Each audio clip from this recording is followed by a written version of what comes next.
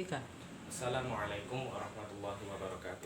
Alhamdulillahilladzi arsala rasulahu bil huda wa dinil haqq liyudhhirahu 'ala dini kullih wa kafa billahi shahida. Asyhadu an la ilaha illallah wahdahu la syarika lah wa asyhadu anna Muhammadan 'abduhu wa rasuluh la nabiyya wa la rasula ba'da. Amma ba'd. Abu Usamah atau yang lebih dikenal dengan nama Zaid bin Harisah adalah merupakan seorang sahabat yang sangat istimewa. Begitu mulianya sampai beberapa hukum syariat Islam pun turun berkenaan dengan kisahnya. Sejarah telah mengungkap bahwa satu-satunya sahabat yang namanya diabadikan dalam Al-Quran adalah Zaid bin Harisah. Demikian pula ia juga merupakan satu-satunya sahabat yang pernah diangkat Nabi Muhammad sebagai anak angkatnya, sehingga beliau dikenal dengan panggilan Zaid bin Muhammad. Selain itu, sebuah kisah yang sangat dilematis pernah juga dialami oleh Zaid.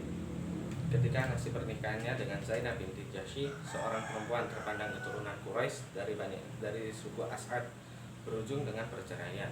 Zainab pun akhirnya dinikahi oleh Rasulullah SAW. Tentu saja kita bertanya, kenapa hal itu bisa terjadi? Kenapa Rasulullah harus menikahi mantan istri dari anak angkatnya? Jawabannya tentu tidak sesederhana yang kita bayangkan. Satu hal, pasti Rasulullah diperintah oleh Allah Subhanahu wa Ta'ala, dan semua itu untuk menghilangkan tradisi orang Arab dan Yahudi. Waktu itu yang melarang seorang bapak menikahi dari mantan anak angkatnya.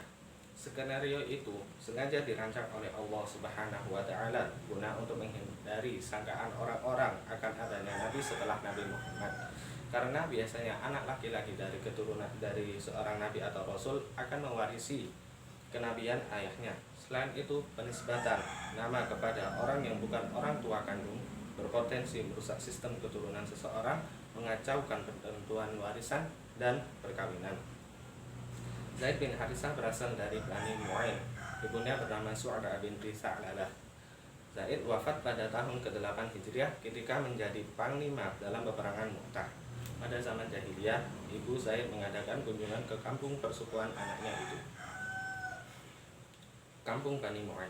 Namun secara tiba-tiba sekawanan tentara berkuda dari Bani Al-Qain bin Jusr menyerang perkampungan tersebut dan merampas serta menawan apapun yang berharga dari kampung tersebut, termasuk Zaid bin Harisah. Zaid bin Harisah akhirnya dijadikan budak belian. Zaid dibawa ke pasar Ukhash dan dijual seharga 400 dirham kepada Hakim bin Hisam bin Khuwailid untuk bibinya Siti Khadijah bin Khuwailid. Pada saat Siti Khadijah menikah dengan Nabi Muhammad, Zaid pun dihadiahkan kepada Nabi. Setelah bergaul beberapa lama, hubungan keduanya menjadi sangat akrab dan saling menyayangi. Walau Zaid ketika itu masih berstatus sebagai seorang budak. Lama-kelamaan berita itu terdengar oleh bapaknya Zaid, yang kebetulan juga tengah mencari anaknya. Setelah bertemu dengan mengutarakan apa yang dia inginkan kepada Nabi, akhirnya beliau tidak bisa berkata apa-apa melainkan memberikan keputusan sepenuhnya kepada Zaid, yaitu antara tinggal bersama Rasulullah atau tinggal bersama orang tuanya. Namun Zaid memutuskan untuk tetap tinggal bersama Rasulullah. Sejak itu pula Nabi memproklamirkan Zaid sebagai anak angkatnya dengan nama Zaid bin Muhammad.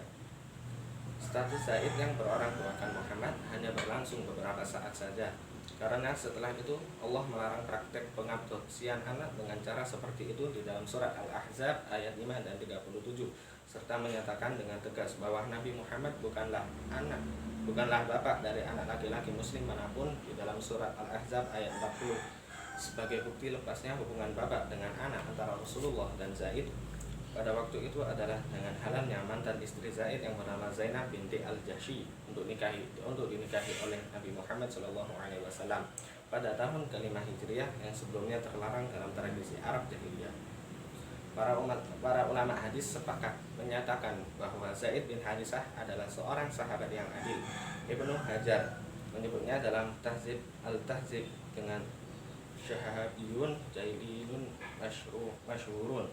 Beliau meriwayatkan beberapa hadis langsung dari Nabi Muhammad SAW, dan di antaranya sahabat yang meriwayatkan hadis darinya adalah Utsman bin Zaid atau anak Zaid sendiri, Bara bin Azib, Jublah bin Hansah atau saudara laki-lakinya Abdullah bin Abbas dan anaknya Ali bin Abdullah bin Abbas, Hudail bin Syurahbil dan Abu Al-Aliyah Ar-Riyahi.